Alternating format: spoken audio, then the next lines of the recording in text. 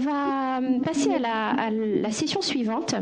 Et donc là, on va rester sur nos thématiques vraiment de territoire et sur l'approche territoriale du développement des bonnes pratiques autour de la télémédecine et de l'e-santé.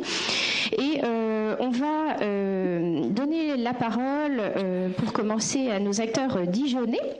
On va parler de Réadaptique, qui est vraiment à la fois un concept et un bâtiment connecté pour préparer le retour à domicile des personnes qui ont été prises en charge par les soins de suite et de réadaptation. Ils vont nous expliquer comment, d'une part, la métropole, le CHU, coopèrent sur ce sujet-là, et ils vont expliquer que ça va bien au-delà de leur simple coopération à tous les deux. Et puis, on ira ensuite donc écouter le témoignage de Jean-Pierre Quignot. Jean-Pierre Quignot, donc de l'Assemblée des départements de France, et travaille sur des recommandations donc pour la santé connectée au sein de l'ADF. Donc là, c'est la préoccupation des départements sur l'implication qu'ils peuvent avoir, le rôle qu'ils peuvent jouer, et on voit que de plus en plus de départements s'impliquent aussi sur ces sujets-là. Donc on passe maintenant au niveau de la métropole, de Dijon, à qui on va donner la parole en premier. Alors, Réadaptique, j'ai expliqué le concept et le bâtiment, on va y revenir. On parlera tout à l'heure de DIVA. Alors DIVA, ça intervient suite aux AVC, suite aux infarctus du myocarde, c'est de la prévention des récidives. Ces deux projets, ils ont un sens ensemble, il y a une continuité, les acteurs pourront l'évoquer tout à l'heure. Et dans ces deux projets, on voit la multiplicité des acteurs, CHU de Dijon, la ville avec Dijon Métropole, la région Bourgogne-Franche-Comté, la région Grand Est, notamment de nombreux professionnels de santé, professionnels médico-sociaux, pluridisciplinaires qui sont concernés et impliqués tous à différents niveaux. Alors, on va donner la parole à Madame Tenenbaum. Alors, Madame Tenenbaum, vous m'entendez ? Oui, bonjour. Bonjour. Donc, vous êtes conseillère régionale Bourgogne-Franche-Comté, déléguée auprès de la présidente, maire adjointe de Dijon, conseillère déléguée de Dijon Métropole.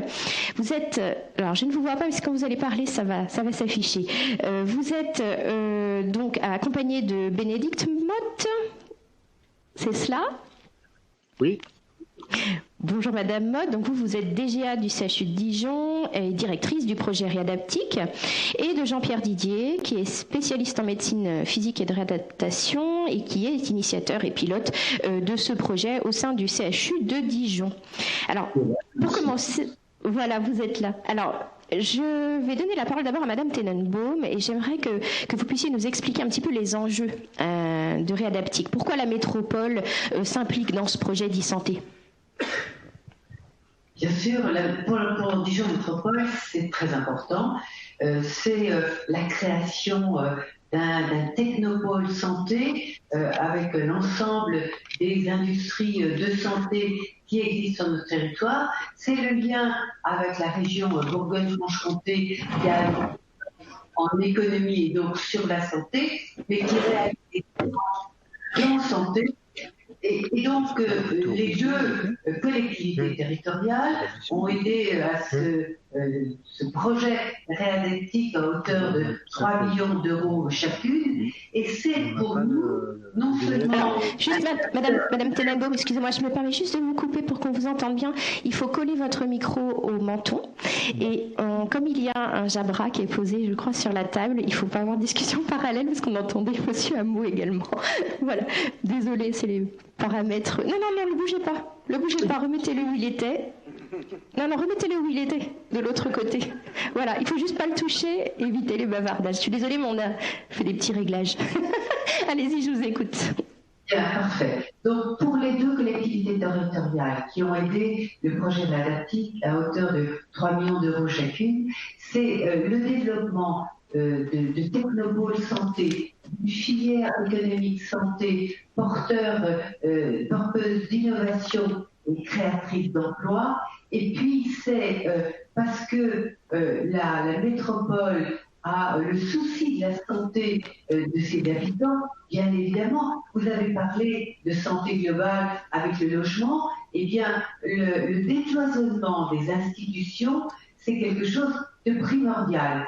Et on voit bien avec Réadaptique, cet département qui va soigner, qu'on est là dans un décloisonnement entre l'amont, la prise en charge de haute technicité par le CHU, et puis la suite quand le patient rentre à domicile, comment on va pouvoir faire ce lien et faire que le suivi par les professionnels de terrain, les kinésithérapeutes, les infirmiers, se fasse le mieux possible. Et donc ces nouvelles technologies vont pouvoir analyser le vécu du patient dans cet appartement connecté et arriver à mettre en place des protocoles de soins adaptés et personnalisés à ce patient. Et on a là l'excellence dans la prise en charge du patient et aussi un rapprochement entre le patient, les experts et les professionnels du terrain. En fait, ces innovations en santé, loin de faire à la place des professionnels de santé, vont leur gagner du temps, et ce temps va être mis à disposition des patients pour plus d'écoute, plus d'empathie. On va pouvoir avoir l'ensemble des professionnels connectés. On parle des infirmiers, on peut parler des pharmaciens, on parle des kinésithérapeutes.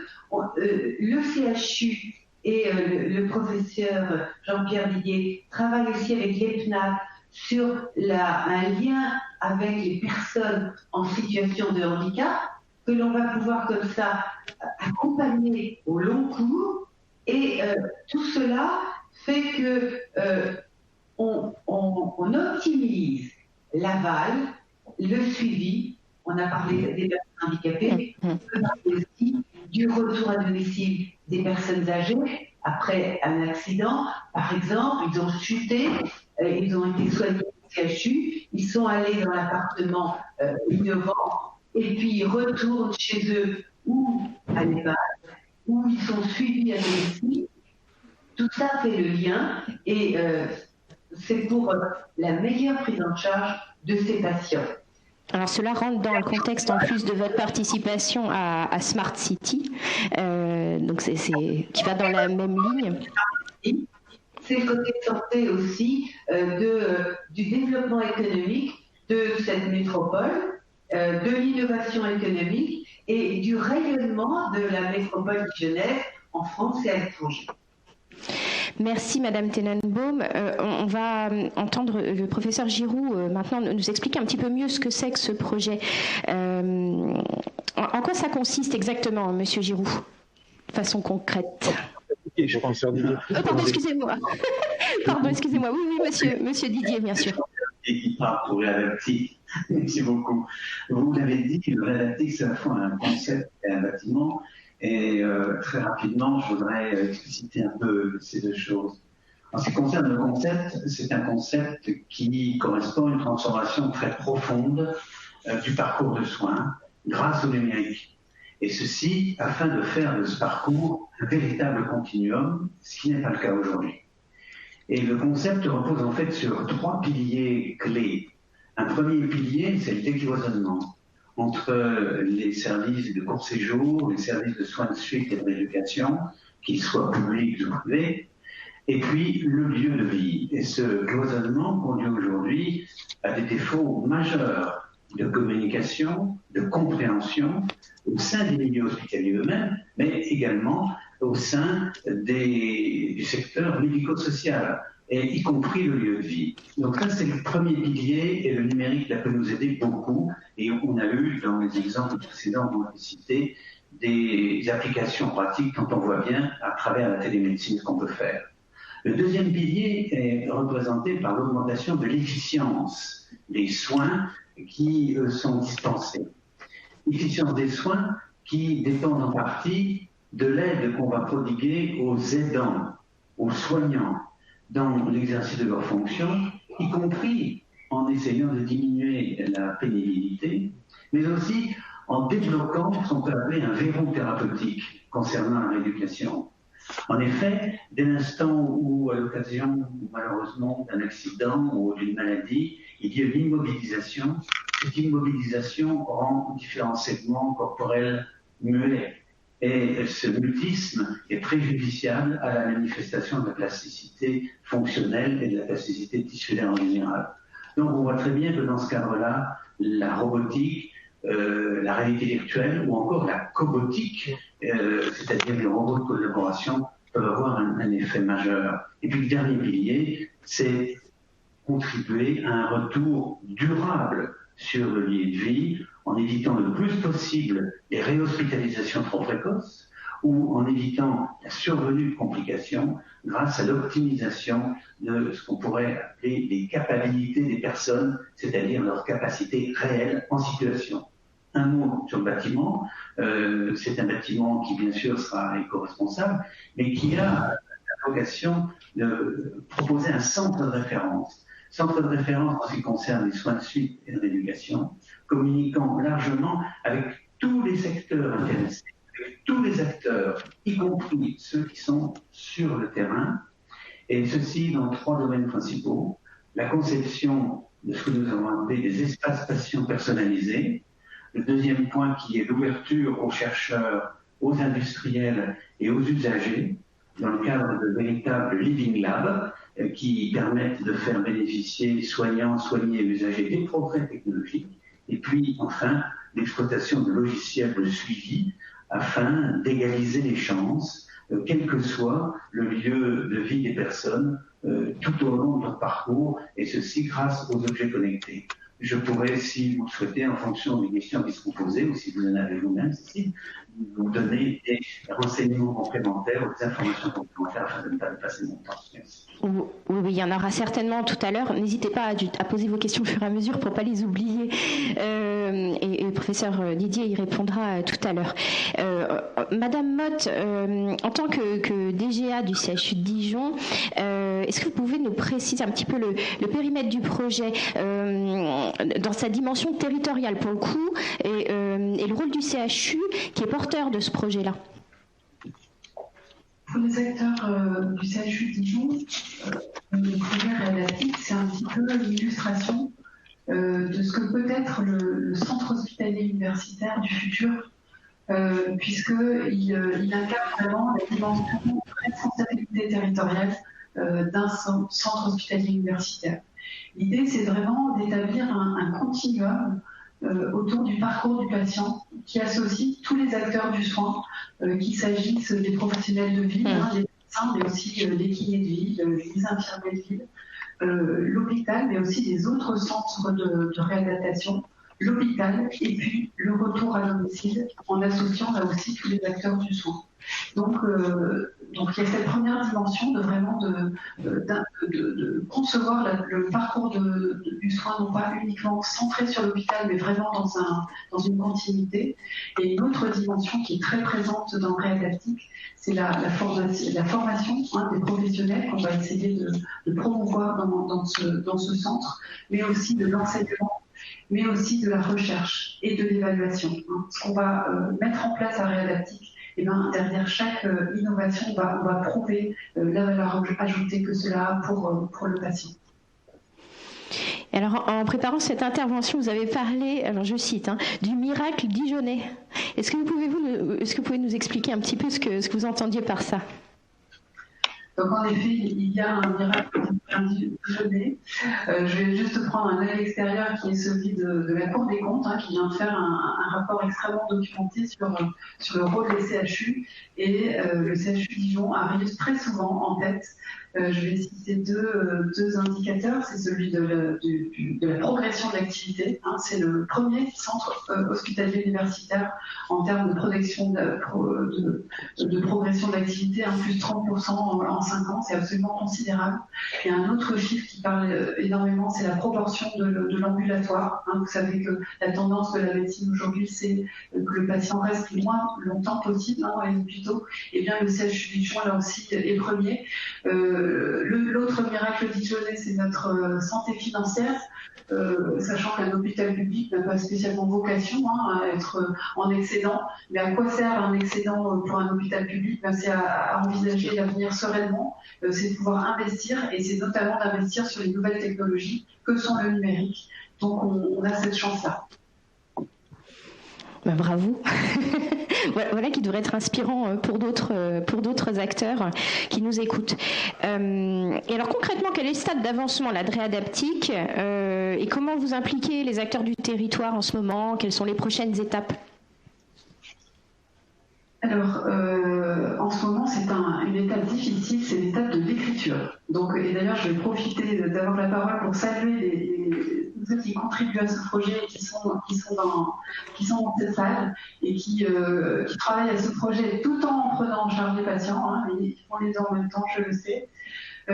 Donc là, on a quelques mois pour écrire ce que seront les futurs parcours de soins, pour imaginer, pour rêver quel va être l'outil numérique adapté à cette future prise en charge. Ensuite viendra le moment de l'ouverture à la concurrence pour bâtir ce futur bâtiment, pour choisir les équipements les plus adaptés, mais aussi former nos professionnels, parce qu'il va y avoir beaucoup de conduite du changement, d'accompagnement du changement, de formation. Voilà, et pour ce qui est du rôle de la métropole, donc Madame Tenenbaum l'a expliqué, je crois qu'il y a un lieu extrêmement important qui nous rejoint, tous les acteurs de la santé avec les collectivités locales et au premier chef de la métropole, c'est ce que vous avez appelé le technopole santé, vraiment de travailler entre l'université, les acteurs de la santé, le centre de lutte contre le cancer, le CHU, mais également toutes les entreprises de l'écosystème dijonnais pour promouvoir, attirer des compétences, les garder. Et je crois que là, on a beaucoup d'intérêts en commun. Faire venir des experts, faire venir des entreprises, faire venir des chercheurs. On y travaille activement. Merci. On voit là justement que sur cette journée en particulier, donc le partenariat est actif puisque ça a lieu donc en partenariat avec le CHU et la métropole, que ça a lieu dans les locaux de la métropole. Quels sont les rôles précisément définis sur chacun là? Comment se passe l'articulation entre vous? Alors, Madame Tenenbaum, si vous voulez répondre, Madame Motte.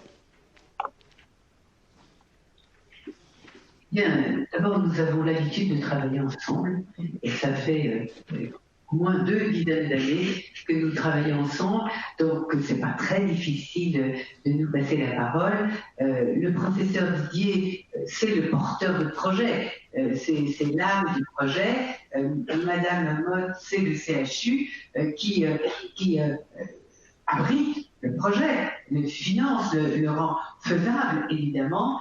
Et la métropole, avec Denis Hameau et moi-même, c'est la collectivité de rattachement, c'est l'expertise aussi que nous avons avec la Smart City. Alors cette Smart City, Denis Hameau vous a dit qu'elle fonctionnait déjà depuis quelques jours pour tout ce qui est la surveillance des espaces publics. Et là, avec les projets de Réadaptic et Viva du professeur Maurice Giroux, nous mettons une pierre de plus, un Lego de plus avec la Smart City Santé, et puis ensuite nous mettrons un Lego de plus avec la Smart City sociale, puisque nous aurons à cœur de faire un accès coordonné entre les différents acteurs du social, de l'inclusion à l'intérieur de cette Smart City. Et c'est très dynamique ce projet de Smart City. Et nous sommes aujourd'hui sur la santé, la télémédecine, la télésanté. Nous serons en novembre sur l'intelligence artificielle et les objets de santé, le 26 novembre, au site, dans cet amphithéâtre de la métropole. Je vous invite à ce colloque très intéressant. Et comme ça, nous cheminons toute l'année avec ces différents projets et nous les soutenons. Nous avons à cœur de les soutenir à la métropole, au conseil régional de Bourgogne-Franche-Comté aussi. Travaillons ensemble. Merci. Alors, comme Monsieur Quignot m'a rejoint, donc on va tout de suite entendre votre point de vue à vous en tant que département. Juste, Madame Motte, Monsieur Didier, est-ce que pour conclure, mais vraiment en quelques mots-clés, vous pouvez m'indiquer les bonnes pratiques qu'on avait recensées dans notre exercice de relever des bonnes pratiques? Peut-être Madame Motte en premier, Monsieur Didier. Madame Motte, si vous voulez compléter, vous pourrez également. On avait listé 3 bonnes pratiques. Je suis très heureux de répondre à cette question. Je vais essayer de... Oui. La première bonne pratique d'innovation dans le cadre du projet Adaptique, c'est une prise en charge la plus précoce possible des patients, non pas seulement la plus précoce en ce qui concerne la maladie, mais la plus précoce possible en ce qui concerne la prise en charge des conséquences de celle-ci, qui doivent être, dès le départ, dès les services de court séjour, être prises en considération. D'autre part, la deuxième règle de bonne pratique au niveau de l'innovation, c'est une collaboration très étroite qui a été soulignée déjà entre les différents acteurs et l'exploitation des atouts locaux régionaux qui sont les nôtres, à la fois en termes d'adhésion de tous les acteurs, et Madame Motte y a insisté au niveau des acteurs hospitaliers qui construisent ce projet. D'autre part, en termes de formation des soignants, Madame Motte l'a encore évoqué, y compris pour l'éducation thérapeutique. Et puis enfin, en termes de recherche, qui mettent à profit les compétences académiques des équipes spécialisées, mais aussi l'appétence des industriels locaux régionaux pour la recherche et le développement. Et enfin, on a le soutien politique de développement d'un territoire bénéficiant d'un dynamisme tout à fait exceptionnel des industries de la métropole. Et la dernière règle de bonne pratique, vraiment j'ai plaisir à l'énoncer puisque mon région est là, c'est la cohérence entre les projets qui ont été proposés, notamment ces 2 projets réadaptiques et DIVA que vous avez mis à votre programme. Car en effet, ces 2 projets visent finalement à faire bénéficier les patients et les citoyens tout au long de leur parcours des meilleures conditions de prise en charge possibles, et ceci sans perte de chance. Voilà, il me semble que ça, c'est vraiment une bonne pratique. Merci. Et oui, une bonne pratique qui illustre là, pour le coup, vraiment la coopération territoriale. On en a parlé tout au long de vos témoignages. Merci beaucoup à tous les 3 et on vous retrouve dans pas très longtemps la session suivante pour DIVA. Alors, Monsieur Quignot, vous êtes conseiller innovation et numérique au sein de l'ADF, rapporteur du livre blanc. Votre micro est ouvert, je pense. Oui, c'est ouvert, oui. Voilà, rapporteur du livre blanc qui est en cours de préparation, mais néanmoins, vous avez entamé le travail depuis quelques mois déjà. Alors, nouveau projet de loi santé, arrivée des CPTS et communautés professionnelles territoriales de santé, remboursement des pratiques de télémédecine et nouvellement des téléconsultations.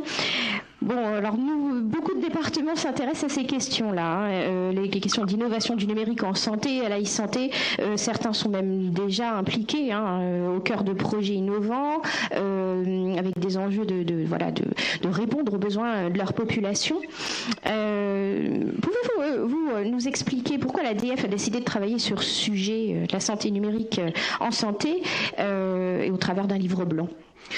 Tout d'abord parce que les départements ont été impliqués d'abord très très rapidement dans le numérique. Les départements donc ont été impliqués très rapidement dans le numérique dès 2004 en fin de compte pour déployer des réseaux là où les opérateurs privés n'allaient pas, et notamment dans les zones les plus isolées. Donc très rapidement, quand on s'intéresse aux infrastructures, à l'aménagement numérique du territoire du côté des infrastructures, très rapidement on se pose aussi la question, mais ça va servir à quoi? Donc très rapidement tous les départements se sont posé la question de savoir à quoi ça allait servir, et au premier rang presque des préoccupations est venue en fin de compte cette idée de la télémédecine qui était déjà là en 2004 quand effectivement les départements ont eu la possibilité de devenir opérateurs de télécommunications de par la loi à partir de 2004. Donc rapidement, il y a eu cette préoccupation dans tous les départements dès 2004, et les choses effectivement ont mûri. Il y a des départements, et on le verra tout à l'heure sans doute à travers quelques exemples, qui ont développé, qui ont soutenu en fin de compte les expérimentations de la télémédecine dans leur territoire. Mais là, ce qui s'est passé, c'est qu'il y a 1 an, sans doute, en fin de compte, à cause de toutes les réflexions qui étaient autour de la nouvelle loi santé, Il y a des départements qui nous ont contactés dans le cadre de la commission innovation pour nous dire et si on travaillait en fin de compte à une vision prospective sur le devenir de la télémédecine et sur la problématique santé et numérique, santé connectée, objets connectés, de telle façon en fin de compte à pouvoir non pas faire des recommandations mais pouvoir pour tous les départements avoir des pistes, dégager des pistes d'action dans ce domaine-là. Alors on est particulièrement intéressé, les départements sont particulièrement intéressés au développement de la télémédecine, à la notion de télésoins, à la notion de téléexpertise. Pourquoi ? Pour répondre à quels enjeux, oui. Oui, pourquoi ? Pour répondre aux enjeux, on a quand même en responsabilité la prise en charge des personnes âgées à travers les EHPAD. Il y a la problématique de l'aide sociale à l'enfance, il y a toutes les problématiques d'éducation à la santé, il y a toutes les problématiques d'égalité du territoire, d'accès aux services publics. Et pour les départements, l'essentiel, en fin de compte, c'est de préserver un bien-être sur le territoire et la santé, l'organisation de la santé et l'organisation des soins participent à son attractivité. Donc naturellement, en fin de compte, cette idée de livre blanc est arrivée et on a commencé les travaux en juillet 2018. Alors comment vous y travaillez à ce livre blanc ? Vous avez collecté des témoignages ? Oui, ce qui s'est passé, on a fait une première enquête, donc on a commencé à avoir des remontées des différents départements. Ensuite, il s'est trouvé que dans les partenaires de l'ADF, on a aussi toutes les mutuelles qui sont là, donc toutes les grandes mutuelles. Et on a contacté aussi les mutuelles pour savoir, en fin de compte, pour connaître leur vision et la façon dont on pouvait envisager à l'avenir des partenariats avec les mutuelles dans le domaine de la télémédecine, de la santé connectée, de l'utilisation du numérique pour améliorer le bien-être sur le territoire, la coordination des soins, le décloisonnement hôpital-ville, tout ce qui a pu être entendu jusqu'à maintenant. On a entrepris une série d'auditions, en fin de compte, auprès d'économistes de santé, auprès de la CNAM, directement auprès d'un certain nombre cet après-midi pour l'agence du numérique, la ZIP Santé, l'agence du numérique santé, la ZIP Santé. On progresse au fur et à mesure et on est en train de réaliser ce livre blanc. Qui paraîtra ? Alors, normalement, on espère en juin, mais il est fort possible qu'il y ait un déplacement pour le congrès de l'ADF, en fin de compte, qui sera, je crois, cette année, en octobre ou en novembre 2019. Et alors concrètement, dans les expériences que vous avez recensées, est-ce que vous pouvez nous en citer comme ça 2 ou 3 de départements qui se sont particulièrement impliqués sur ces sujets-là, peut-être avec des différences dans leur mode d'implication? Par exemple, si je prends le Cantal, par exemple, qui quand il a lancé son programme Cybercantal, tout de suite a eu un volet télémédecine dans le programme Cybercantal. Tout de suite, ils ont essayé d'investir sur des chariots de télémédecine qui ont été mis dans 15 établissements de santé. Ça c'était en 2014, dont 8 EHPAD, donc des chariots de télémédecine connectés aux médecins, en fin de compte, aux médecins libéraux, aux médecins hospitaliers. Qui ont participé aux expérimentations. D'ailleurs, à noter, ce que nous a remonté le Cantal, c'est qu'un chariot de télémédecine leur coûtait très cher hier, leur coûtait de l'ordre de 30 000 euros, en 2013. Aujourd'hui, ils ont mis en place des nouvelles solutions à partir de tablettes, qui leur coûtent 700 euros, en fait. Donc, il y a un changement, en fin de compte, de paradigme autour de la télémédecine qui se fait à travers tous les progrès dans l'équipement, tous les progrès dans les réseaux, tous les moyens d'accès, etc.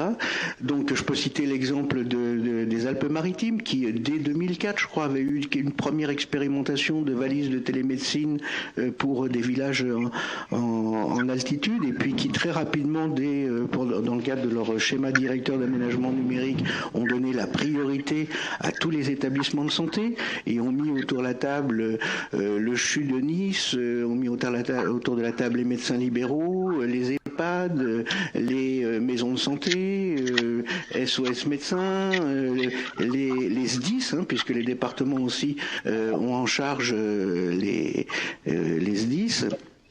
Donc, je peux citer aussi, je crois, si je me trompe pas, c'est la Meuse qui a mis en place un intranet MyGHT, mon groupement hospitalier territorial, donc une plateforme qui a coûté 200 000 € pour mailler en fin de compte la médecine de ville avec le CHU.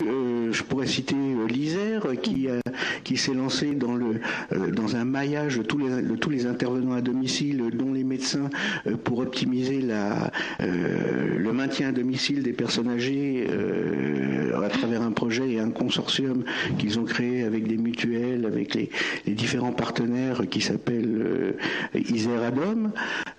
Voilà, enfin donc on a beaucoup dans la Manche, enfin il y a des petites expérimentations qui se montent. L'Ardèche aussi. Oui. On voit qu'il y a des approches du coup globales. C'est un peu l'apport du département. Avant que vous développiez ce point-là, je voudrais juste revenir sur la question du contexte. Pourquoi aujourd'hui vous aviez évoqué notamment le rôle des CPTS, la dimension du bassin de vie. Si vous pouvez revenir un petit peu. Dans les départements, quand on approche les problématiques sociales, en fin de compte, il y a eu des territorialisations des services départementaux qui se sont faits déjà autour des grands bassins de vie qui sont dans un territoire. Ce qui nous intéresse dans un département, c'est l'intérêt général. C'est-à-dire, en fin de compte, qu'il y ait une répartition sur le territoire de l'accès aux services publics, qu'il y ait une répartition, en fin de compte, des investissements qui puissent être faits.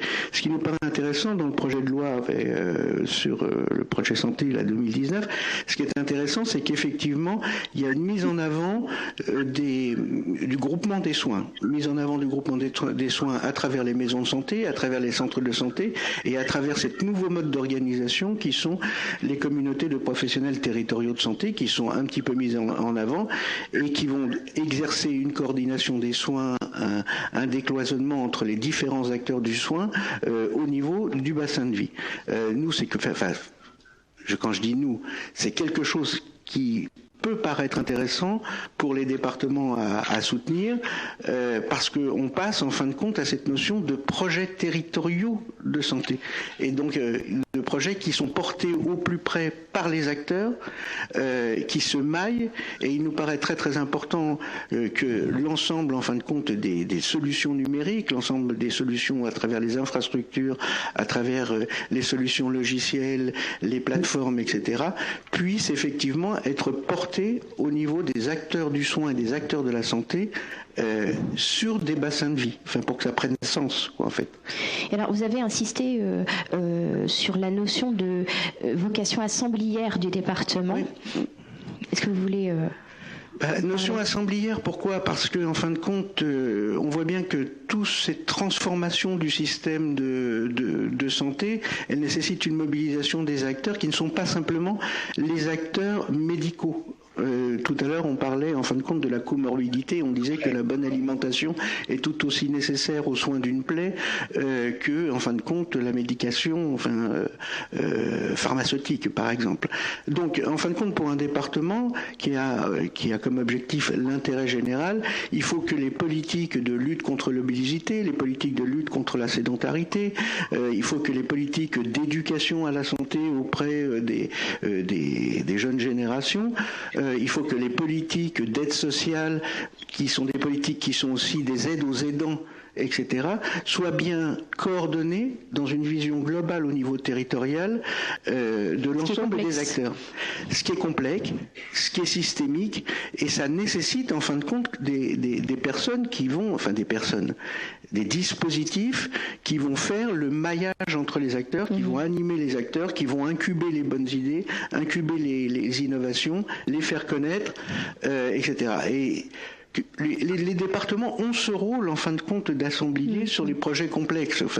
Par exemple, si on prend les infrastructures, donc déployer le très haut débit, agir avec les opérateurs, en fin de compte, pour qu'au plus tôt ils développent la 4G, etc., ça nécessite une action coordonnée entre les bassins de vie, entre les différents bassins de vie, et ce coordonnateur, cet assembleur, en fin de compte, des initiatives, c'est traditionnellement le département qui essaye de le promouvoir, en fait, tout en étant au plus proche des besoins. Et alors pour finir, comment faire pour qu'au niveau national, peut-être vous ayez encore plus de rôle ou pour être accompagné dans ce cheminement vers la santé numérique ? C'est un petit peu ce que je viens de dire. Enfin, c'est-à-dire que je pense que cette approche par projet, je pense, ce qui se dégage en fin de compte des travaux. C'est que cette approche, en fin de compte, par le territoire de vie, en fait, par les territoires de vie, est une bonne approche. Enfin, vous avez parlé de reconnaissance, le fait que le département puisse être reconnu dans cette compétence. Non, mais c'est que le département soit reconnu dans cette compétence assemblière. C'est ça. Ce qui nous paraît, ce qui ressort des travaux, ce qui nous paraît important aussi, c'est que on passe collectivement de la notion d'assurance maladie à assurance santé. C'est-à-dire qu'on inclut bien, en fin de compte, toutes les dimensions de la santé et que effectivement on soit dans une perspective de sortir du système qui est médico-centré, quoi, en fait. Donc, et tout ça nécessite un maillage grâce au numérique, avec les outils numériques, et que les départements puissent être reconnus avec cette vocation d'initier, d'assurer, de coordonner les initiatives, les énergies, en rappelant à chacun, en fin de compte, que il y a une interdépendance globale pour que il y ait un bien-être, ou un mieux-être, en fin de compte, qui puisse se déployer sur les territoires. Donc ne pas oublier l'échelle du département. On voit que vous êtes motivé et convaincu que ça va être une nécessité dans l'avenir de vous impliquer si on veut sur travailler les questions au plus près des départements, si on veut plus avoir des politiques qui soient des politiques qui soient trop pyramidales, mais qui soient aussi des politiques, en fin de compte, qui soient horizontales et qui montent des territoires, il faut bien qu'il y ait des coordonnateurs, des animateurs, des réceptacles, en fin de compte, de l'ensemble de ces initiatives pour pouvoir les soutenir. Merci beaucoup de votre témoignage. On suivra la publication du livre blanc, on la diffusera auprès du réseau.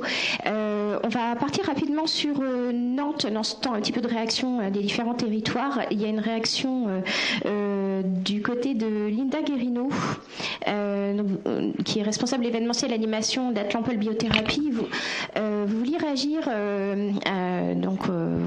par rapport à ce qui a été dit tout à l'heure de l'implication de Dijon Métropole. Chez vous aussi, la métropole est active. Vous vouliez apporter quelques informations à ce sujet en quelques mots. Oui, alors je ne sais pas si vous m'entendez bien. Oui. Oui, c'est bon. Donc effectivement, en réaction à Dijon, on a depuis 2005 en fait autour de Nantes et plus globalement dans le Grand Ouest un pôle de compétitivité qui s'appelle Atlampol Biothérapie et pour lequel je travaille. Et en fait, depuis 2005, on a réussi à agréger en fait et à connecter les acteurs. Vous m'entendez pas bien? C'est bon? Si, on vous entend très bien. Allez-y. Bon. Aucun problème. En fait, on a réussi à connecter les acteurs du soin, les entreprises, les écoles, qu'est-ce que j'en oublie peut-être, enfin tous les acteurs de la santé, si vous voulez, au travers d'une dynamique qui permet de mettre en place des projets, d'agréger des financements pour faire en sorte que cette communauté travaille ensemble et développe des innovations au service du soin. Donc ça, c'est quelque chose qui existe depuis 2005 et qui fonctionne plutôt bien. Donc je rejoins le témoignage de Dijon de dire qu'il faut vraiment réussir à créer cette dynamique sur un territoire pour pouvoir développer des technologies qui répondent aux réels besoins Vous voulez réagir? Oui, vous réagirez après. Il y a une réaction dans la salle. Parfait. Donc, voilà. Ensuite, qu'est-ce qui se passe à Nantes? Donc, comme vous le savez, il y a un projet d'hôpital. Donc, nouvel hôpital, nouvelle localisation, concentration des services de soins sur un même lieu. Et autour de cet hôpital, bien sûr, il y a la métropole qui est en train de travailler sur un projet de quartier de la santé. Donc, autour de cet hôpital, il y aura des habitants, des professionnels de santé, des entreprises. Donc voilà, en fait, cette dynamique de réseau et de pôle de compétitivité va se concentrer autour de l'hôpital à Nantes et bien entendu rayonnera sur tout le département grâce à des maisons de santé, grâce à des lieux de vie et des endroits où on pourra faire aussi de l'innovation à côté des écoles, à côté de d'autres pépinières d'entreprises. Donc voilà, cette dynamique, elle est en place et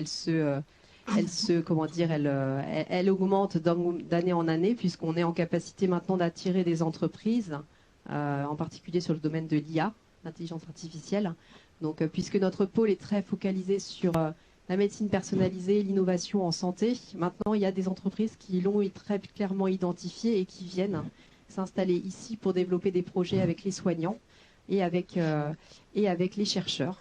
Donc, avec le soutien stratégique de la métropole, donc pour le coup. Bien entendu, oui. Donc, le département, la métropole, la région Pays de la Loire, qui depuis de très nombreuses années a compris que la santé c'était vraiment un levier et un secteur stratégique.